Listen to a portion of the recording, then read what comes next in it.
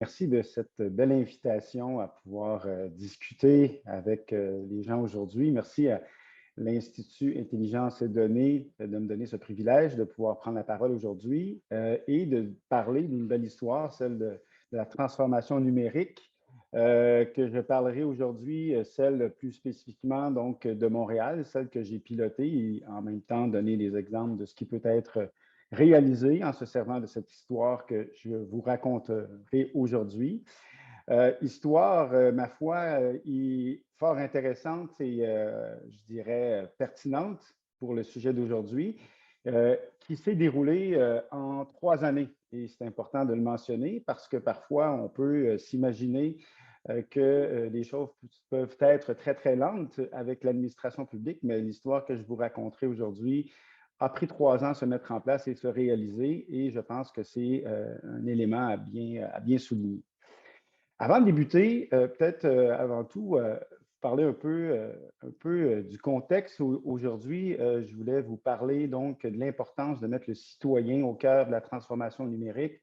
Et je vous raconterai une anecdote pour mettre un peu la table sur cette question donc, que je veux aborder aujourd'hui avec vous. Alors, il y a, il y a quelques années, lorsque j'ai été nommé au comité exécutif responsable des technologies de l'information, immédiatement, les gens autour de moi me posaient des questions comme si j'étais un expert programmeur en technologie ou encore comme si j'étais vraiment un fin connaisseur de l'intelligence artificielle et tous les autres dérivés de technologie. Bien entendu, j'avais des connaissances en gestion de façon générale, mais n'étant pas programmeur moi-même, je ne pouvais pas répondre à toutes les questions, mais je me rappelle particulièrement d'un événement avec un de mes amis où on discutait justement de cette question du numérique et comment les villes travaillaient à gérer les données et toute je dirais, la réticence publique face aux villes, au gouvernement à faire de l'intrusion dans la vie privée, gérer les données des gens. Et j'étais quand même assez fasciné de voir à quel point il y avait une dichotomie entre la perception qu'on avait de l'institution publique qui est encadrée par des normes, par des règles, des lois, versus la perception qu'on peut avoir de comment les entreprises privées gèrent ces mêmes informations.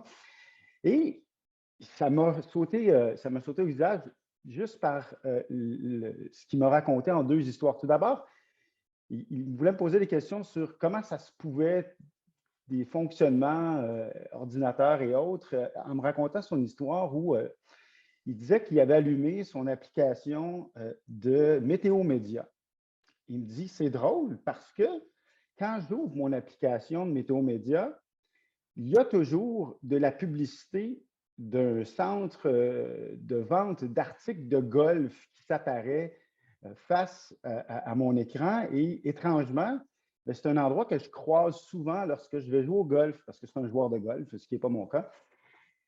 Et il se posait la question, mais comment ça se peut que quand j'ouvre mon application de Météo Média, euh, je puisse voir cette publicité comme si Météo Média savait qu'il y avait un centre de vente de bâtons de golf et que j'allais à cet endroit. Je ne comprenais pas pourquoi ça arrivait, ces choses-là.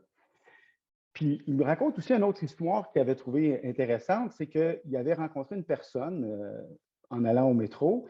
Il s'est mis à jaser avec cette personne qui connaissait plus ou moins, mais une connaissance mutuelle avec d'autres amis. Et lorsqu'il était arrivé par la suite et il a ouvert son Facebook, il avait dans ses suggestions d'amis cette même personne. Et là, il s'est posé la question, mais est-ce que mon téléphone m'a enregistré? Est-ce que je suis suivi par Facebook, etc.? Et donc, j'ai trouvé ça fascinant que la personne ne se pose pas la question immédiatement, mais comment ces entreprises publiques, privées ont accès à mes données, comment ils peuvent avoir mes données de géolocalisation, mais qu'est-ce qu'ils font avec et comment on peut utiliser de façon pécuniaire les données et comment ça qu'on donne aussi facilement accès à l'entreprise privée, à nos données personnelles sans se poser de questions librement, mais qu'on soit aussi réticent à le faire avec l'institution publique. Et pourquoi on est aussi critique et sceptique face à la gestion des données publiques et des données personnelles par l'institution publique. Et c'est un peu aussi ce dont je veux vous parler aujourd'hui, c'est-à-dire les deux rapports de force ou les deux poids, deux mesures entre l'opinion publique face à la gouvernance des données et plus généralement le numérique. Donc, petite mise en contexte, je suis arrivé en poste en 2017 à la tête de la ville intelligente et de technologie de l'information, de l'innovation et de l'enseignement supérieur. Le défi que nous avions à réaliser à l'époque, c'était, ma foi, très impressionnant. Et pour ceux qui peuvent avoir une idée de ce que représente un parc informatique dans une entreprise ou une organisation publique, lorsque je suis arrivé en poste et qu'on m'a donné la charge de la transformation numérique d'une certaine manière, on n'avait pas identifié que c'était une transformation numérique. Mais lorsqu'on vous met et on fait un briefing en vous disant que la Ville de Montréal a un taux de désuétude de ses applications informatiques de 80 %, vous comprenez immédiatement que vous avez tout un défi devant vous, un défi de ressources humaines, un défi financier et un défi de temps inimaginable parce que, entre autres, il y a des applications qui fonctionnent toujours en COBOL ou encore certaines ressources qui n'ont plus, l'expertise n'est plus à l'embauche de la ville, ou encore que tout le système informatique de communication entre les employés, les élus, la fonction publique en général, est toujours sur la plateforme de Lotus Notes. Donc, vous pouvez imaginer qu'on part de loin et on a aussi énormément de travail à accomplir.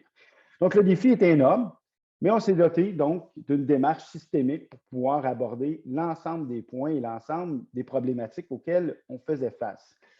D'une part, il y avait aussi toute la question de la ville intelligente, puis d'autre part, il y avait la transformation numérique de la ville elle-même.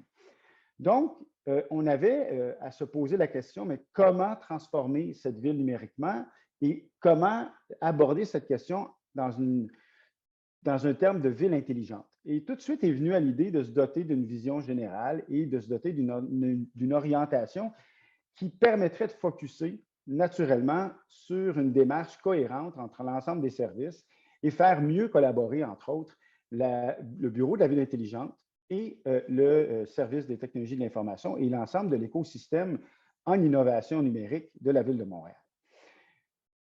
Tout d'abord, naturellement, se doter d'une planification, donc de penser en avant, de faire une analyse, c'est majeur et c'était autant plus important en ce qui nous concerne parce que nous avions un défi important à réaliser.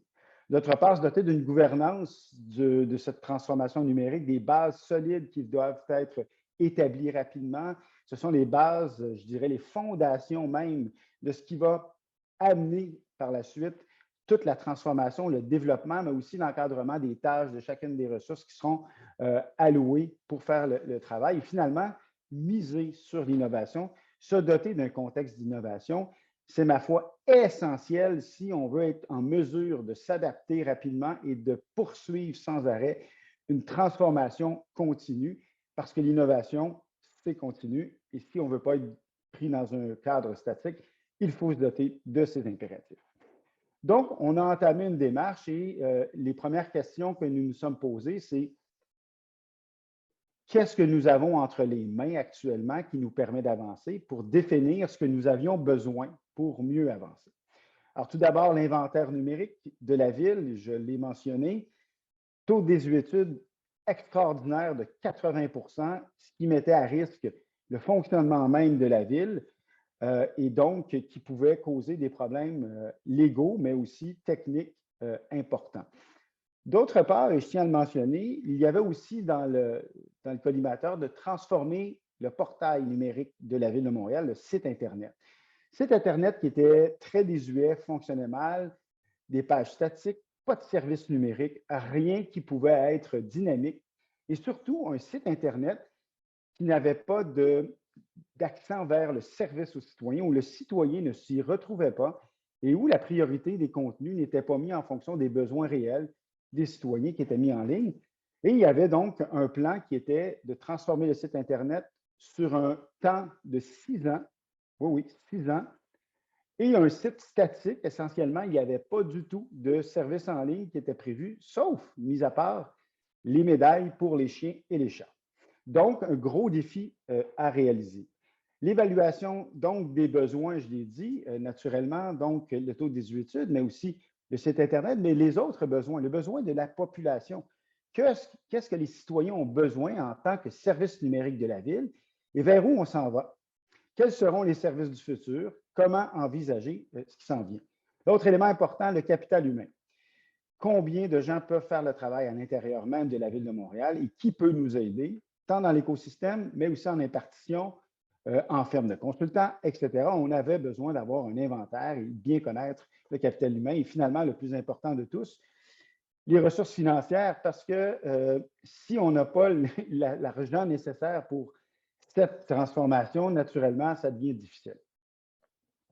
Alors, autre élément important à prendre en considération, qui fait quoi? C'est-à-dire, vous avez d'une part les institutions publiques, qui est un cadre légal, législatif, qui vient, ma foi, encadrer les pratiques très rigoureusement. Et vous avez de l'autre côté l'entreprise privée, une offre quand même très diversifiée en matière, que ce soit les OBNL, les GAFAM, les moyennes entreprises, les startups, toute la gamme de logiciels libres. Donc, énormément d'offres numériques qui peuvent venir aider la ville, mais qui travaillent dans un cadre complètement différent, c'est-à-dire qu'ils n'ont pas les mêmes encadrements légaux, n'ont pas la même reddition de comptes auprès de la population, contrairement à une institution publique qui, elle, est encadrée et vérifiée par un contrôleur général, par un vérificateur général, des lois qui viennent, ma foi, vérifier chacune des pratiques et donc qui, parfois, empêchent l'innovation et met certaines contraintes sur lesquelles on peut avancer plus rapidement ou moins rapidement. Donc, naturellement, l'administration municipale a un rôle à jouer, les gouvernements, les établissements d'enseignement supérieur qui peuvent informer, aider à une meilleure connaissance et toutes les institutions parapubliques qui peuvent travailler avec nous. Donc, un spectre très large de parties prenantes qui peuvent aider la ville à avancer. Et pour mieux planifier le travail, il faut vraiment se faire cette carte importante des parties prenantes pour savoir avec qui je vais travailler, comment et quelles sont les règles avec lesquelles je vais devoir travailler. Au cœur de tout ça, naturellement, je n'ai pas encore mentionné les citoyens, on y viendra. Important. Pourquoi? Pour la question de la confiance et de la démarche à mettre en place pour la transformation numérique. Où allez-nous? Où allons-nous? J'ai une petite faute de frappe ici. Désolé. Donc, où allons-nous? Plusieurs stratégies sont en place et parfois, ces stratégies ne sont pas nécessairement cohérentes. On peut s'éparpiller. Chaque ville met de l'avant une stratégie qui n'est pas nécessairement la même. On peut être en décalage. Donc, on part d'une époque où les gens parlaient beaucoup de ville intelligente. On mettait de l'avant les technologies de l'information qui pouvaient améliorer les services aux citoyens, qui pouvaient être générateurs de transformation. Toute la question de la transition écologique, de villes résilientes aussi. Donc, la question de la crise climatique est au cœur des enjeux urbains et on doit s'adapter, on doit faire en sorte d'améliorer nos pratiques. Donc, c'est un impératif important pour les villes qu'on doit tenir compte de plus en plus et qui, parfois, peut venir en contradiction avec des questions technologiques ou pas. Donc, ça peut être une opportunité également. Vient aussi la question de la rigueur budgétaire. Est-ce que l'administration met un focus très important sur la rigueur budgétaire qui peut avoir des impacts directs sur notre capacité à faire la transformation numérique, mais aussi à créer l'innovation, à avoir de l'agilité et même aller encore plus loin, faire de cette ville ou de ces villes des territoires complets d'innovation. Donc, la rigueur budgétaire est un élément important si ça fait partie, ma foi, du cœur d'une stratégie ou d'une orientation d'une administration ou encore de la performance organisationnelle. Est-ce que l'important pour une administration, c'est de bien délivrer les services, de faire de l'optimisation de services aux citoyens plutôt que de faire de l'innovation et de se réinventer? Donc, plusieurs éléments de stratégie qui peuvent être pris indépendamment ou d'en focuser vers un et donc qui posent des problématiques importantes sur comment intégrer, comment faire la transformation numérique dans un cadre où il y a beaucoup de problématiques et de complexité. Une des choses qui est importante dans une situation comme celle-ci, c'est de faire de la prospective. Donc, regarder vers l'avant, d'essayer d'imaginer ou de prévoir ce qui s'en vient. Ce n'est pas facile parce qu'on le sait avec les technologies de l'information, Et les changements climatiques, tout va très vite maintenant, et on l'a vécu, entre autres, avec les 2 dernières années avec la pandémie. Mais il faut être capable de se mettre dans une position et tenter de s'imaginer quelles seront les transformations, quel sera l'avenir dans 5, 10, 15, 20 ans pour tenter de prévoir comment on va mettre en place l'infrastructure, les processus ou les plans qui nous mènera à bien répondre à ces défis du futur qui pourront changer, mais au moins nous organiser correctement. Donc, quels seront les besoins de demain, quelles seront les ressources que nous aurons entre les mains, quelles seront potentiellement les nouvelles technologies et dans combien de temps nous aurons à recommencer ce même processus de transformation numérique, c'est-à-dire recommencer une planification stratégique. Et pour une administration publique, ce n'est pas une chose qui est courante de faire ce cycle courant de planification stratégique. Donc, je viens d'en parler. Gérer la complexité, c'est l'aspect le plus important aujourd'hui lorsqu'on parle de gouvernance urbaine, c'est-à-dire que c'est de plus en plus complexe de gérer une ville, il y a de plus en plus d'acteurs, les besoins des citoyens sont de plus en plus différents, on a des besoins de proximité, des enjeux qui explosent partout et qui font en sorte qu'une ville seule ne peut plus répondre à tous les besoins et à toutes ces transformations sur un territoire urbain.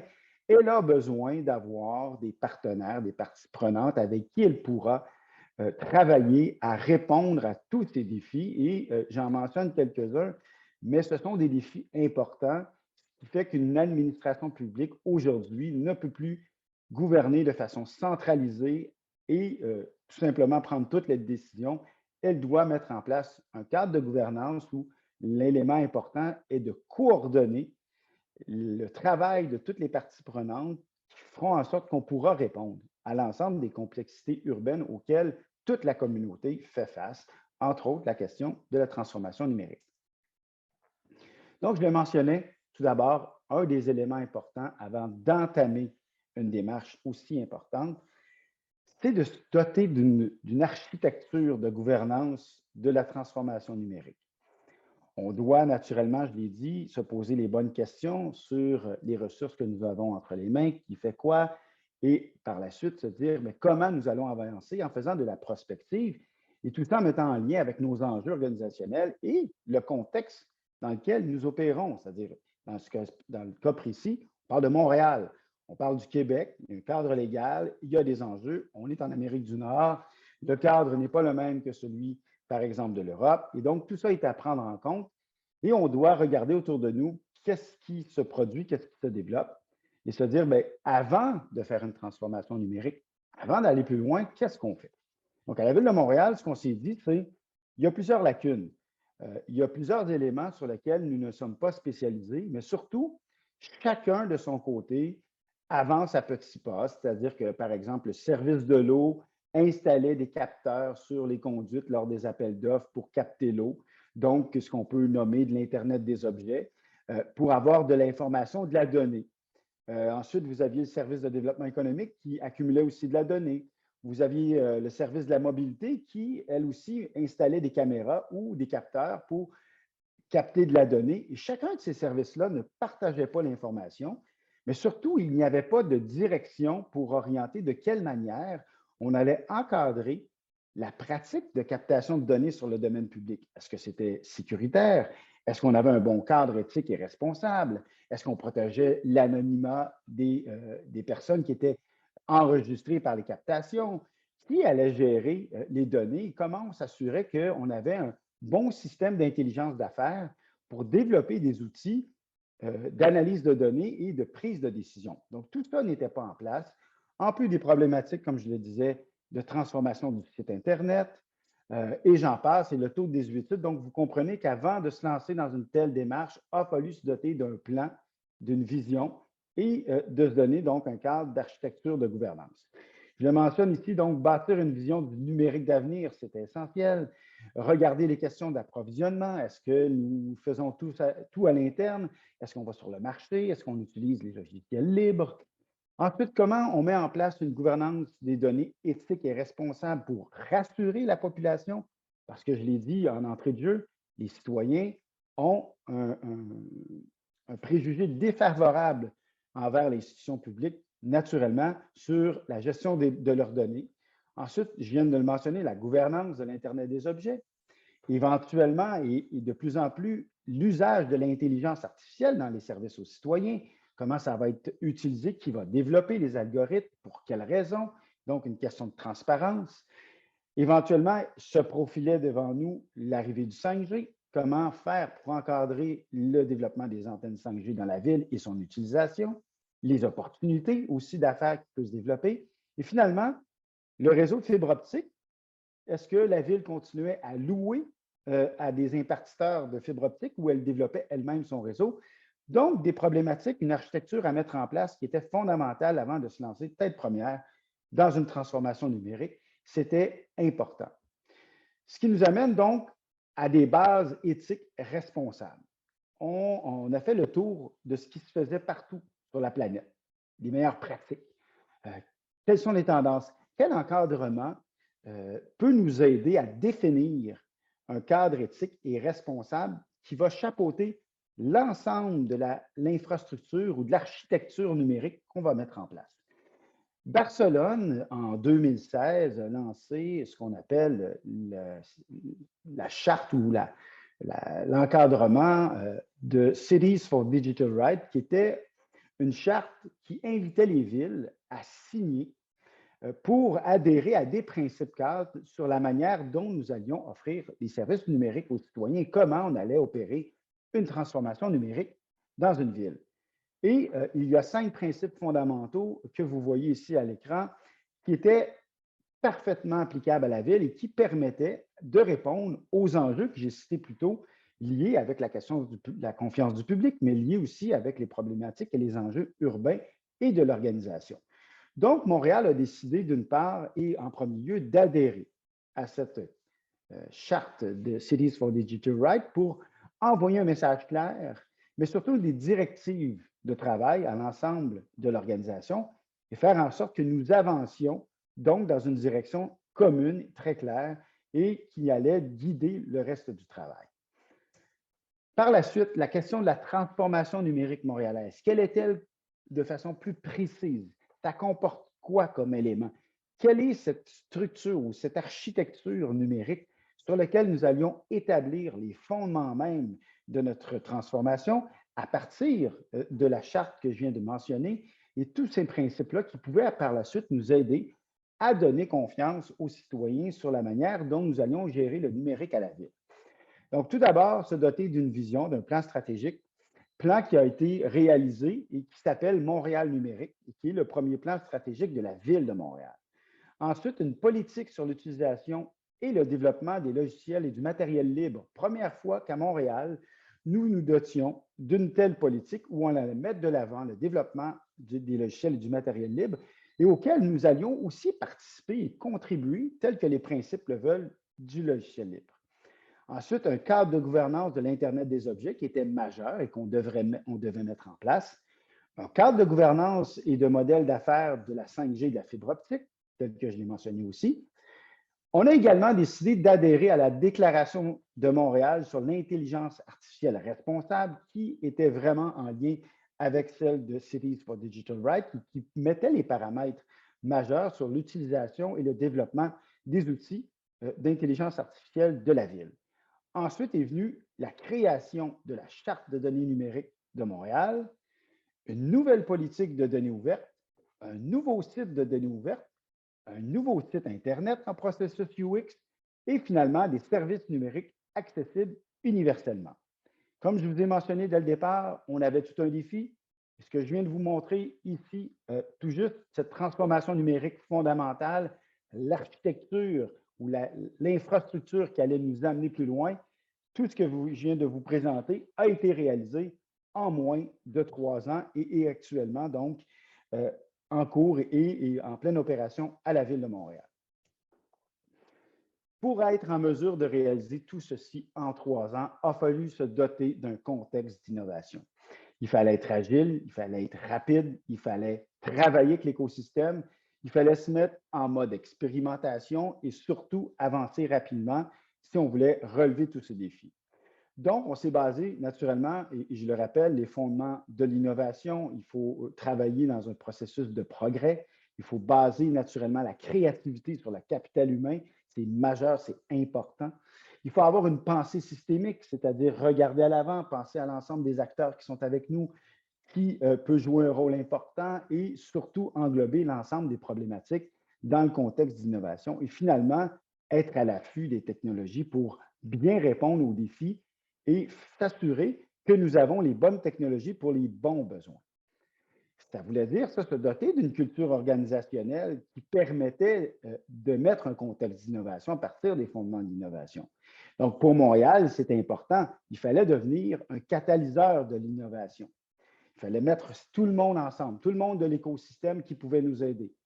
Il fallait aussi se mettre dans une perspective ou dans une posture d'expérimentation. Et ça, ce n'est pas naturellement, dans une administration publique, parce que ça veut dire prendre des risques. Parce que qui dit innovation dit expérimentation, et qui dit expérimentation veut dire peut-être qu'on aboutira à des échecs. Donc, il faut accepter de prendre des risques, et donc la gestion de risques est encore plus importante dans l'institution publique que dans l'institution privée. Ce qui veut dire que pour y arriver, il faut être agile, mais surtout, il faut être flexible dans l'application des processus, dans la rigidité des processus et aussi dans l'application mur à mur d'une réglementation qui parfois peut véritablement être un frein à l'innovation. Donc, il fallait absolument changer le narratif. Il fallait raconter une nouvelle histoire. Il fallait donner confiance à l'ensemble de l'écosystème montréalais. Il fallait attirer les gens vers nous et travailler davantage avec l'ensemble de l'écosystème et faire rentrer la connaissance à l'intérieur de la ville, c'est-à-dire ouvrir tout grand les portes et les fenêtres et dire aux gens, aux chercheurs, aux startups, aux ensembles des organisations que Montréal voulait travailler avec l'écosystème et voulait faire de l'innovation transversale avec tout le monde. C'est pourquoi nous avions pris la décision de fermer le bureau de la ville intelligente pour le transformer en laboratoire d'innovation urbaine de Montréal.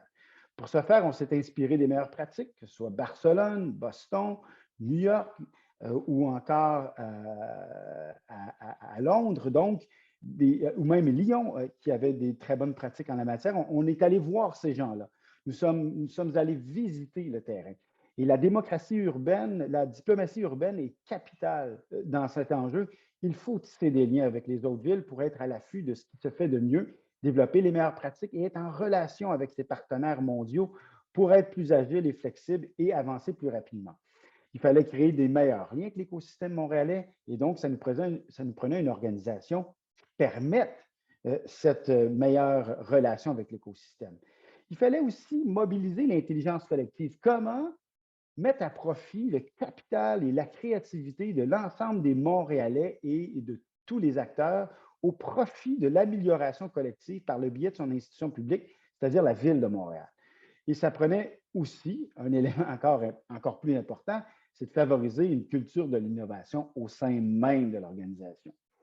Donc, mettre l'humain au cœur de la démarche est devenu le nouveau narratif et c'est pourquoi nous avons créé à l'époque le laboratoire d'innovation urbaine qui avait ce mandat et en se disant qu'une ville intelligente, c'est une ville qui travaille au quotidien à mobiliser l'intelligence collective pour répondre aux défis climatiques en améliorant la qualité de vie des citoyens au quotidien et en répondant aux besoins des citoyens. Et donc, changer l'idée que l'objectif est la technologie, mais plutôt l'humain, le citoyen. Nous voulons travailler pour sa qualité de vie. C'est l'objectif d'une ville intelligente, c'est d'améliorer la qualité de vie des citoyens et pour ce faire, d'utiliser les technologies pour nous aider à l'accomplir. Donc, un changement de paradigme important qui s'est opéré. Ce qu'on voulait faire, donc, à travers l'adoption des mesures et de l'architecture, de l'infrastructure de cette transformation numérique, c'était de se doter, donc, d'un contexte d'innovation.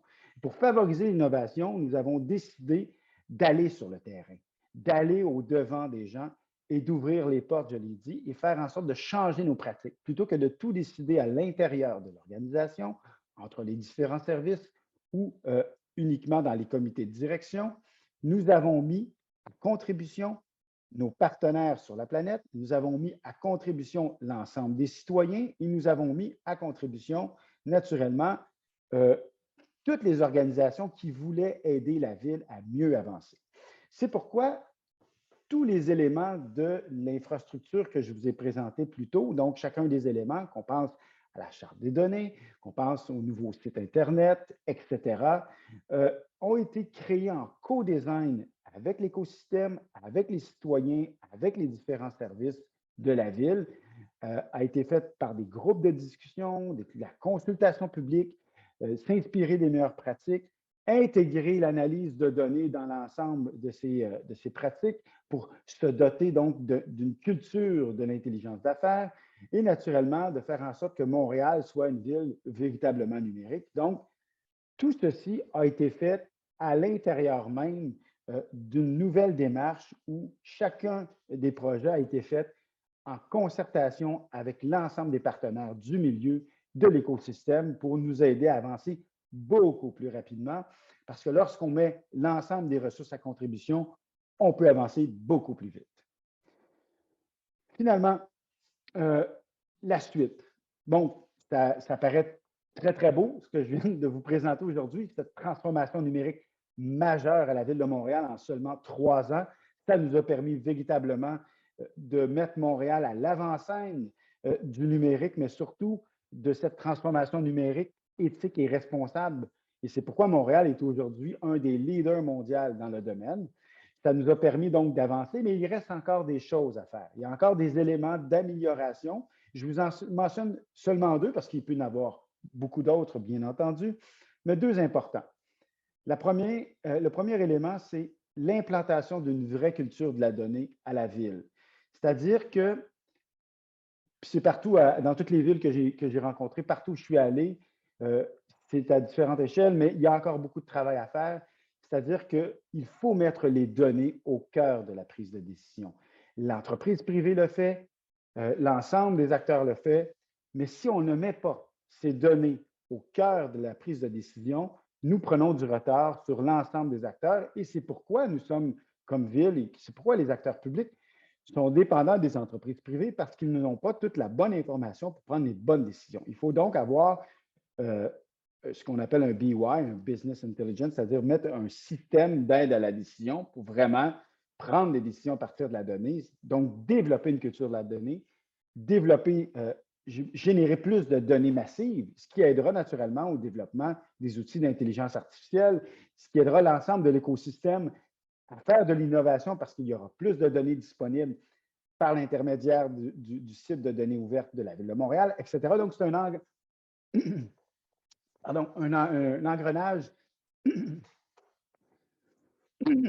un engrenage important à mettre en place qui fera tous les changements dans le futur. Autre élément important, amender le cadre légal qui gouverne actuellement l'approvisionnement pour favoriser l'innovation. Trop souvent, il y a des lois actuellement qui sont désuètes en matière d'innovation technologique qui empêchent de pouvoir être plus flexible et faire de l'innovation. Par exemple, si on veut faire de l'expérimentation avec une organisation, bien, cette organisation qui participera à l'appel de projets d'expérimentation, malheureusement, ne pourra pas participer par la suite à l'appel d'offres. Elle sera d'autant plus disqualifiée. Ce qui empêche une ville comme Montréal de pouvoir favoriser l'éclosion d'innovation sur son territoire grâce aux incubateurs, grâce aux accélérateurs qui existent sur le territoire et donc qui est un frein à l'innovation. Il faut changer. Et j'en passe, il y a plusieurs autres éléments importants à changer dans le cadre légal qui encadre tout. Finalement, avant de vous entendre et d'écouter certaines de vos questions, je tiens à souligner quand même 2 éléments importants qui n'ont pas suffisamment été mentionnés depuis le début de la pandémie et qui ont fait en sorte d'expliquer en partie pourquoi Montréal s'est si bien tiré d'affaire pendant cette pandémie. Parce qu'on voit les chiffres, Montréal se retrouve dans le top 2 des villes canadiennes qui a le meilleur taux de croissance, s'est retrouvé dans le top 1 de l'Amérique du Nord des villes qui a le plus sauvé le nombre d'emplois, dont la prospérité économique s'est mieux tirée pendant la pandémie. Et tout récemment, Montréal s'est retrouvé parmi le top 5 des meilleurs employeurs canadiens pendant la pandémie. Donc, on peut penser qu'il y a plusieurs raisons qui peuvent expliquer ça, mais il y a deux raisons sur lesquelles j'aimerais attirer votre attention et qui n'ont pas été mentionnées et que je veux me faire un plaisir de vous dire parce que ça concerne cette transformation numérique. Tout d'abord, lorsque Montréal a décidé de faire sa transformation numérique, elle a décidé aussi de doter l'ensemble des employés d'outils de gestion interne plus faciles, plus agiles. Elle s'est dotée donc d'un système mieux intégré avec un système cloud et elle a mis de côté son système Lotus Notes qui était vraiment désuet. Or, l'implantation de ce système prenait des années et était très, très lent à se mettre en place. Ce qui est arrivé, c'est que 3 mois avant le début de la pandémie, il y a eu la fin du déploiement de ce nouveau service de cloud qui permettait de travailler à distance plus facilement. Donc, du jour au lendemain, lorsqu'il y a eu la fermeture de tous les bureaux, les 22 000 employés de la Ville de Montréal, du jour au lendemain, pouvaient, de chez eux, continuer à travailler, à planifier et à offrir des services aux citoyens. Et si 3 mois auparavant, ça ne s'était pas produit et que nous avions été sous l'ancien système du Lotus Notes, Montréal aurait eu un bris de service majeur avec l'ensemble de la population, y compris les acteurs du développement économique, ce qui aurait eu un impact désastreux sur le développement économique de la ville et sur l'ensemble des services aux citoyens. Donc, c'est important de le mentionner, l'accélération de cette transformation numérique, l'infrastructure qu'on a mis en place et l'orientation qu'on a choisie a permis à la ville de se sortir d'affaires grâce à cette nouvelle infrastructure numérique. Le deuxième point important, les services numériques aux citoyens. Lorsqu'on avait décidé de planifier le site Internet, on prévoyait un déploiement sur 6 ans avec un site statique sans service numérique. Or, quand j'ai pris les rênes du service, je trouvais inacceptable un 6 ans.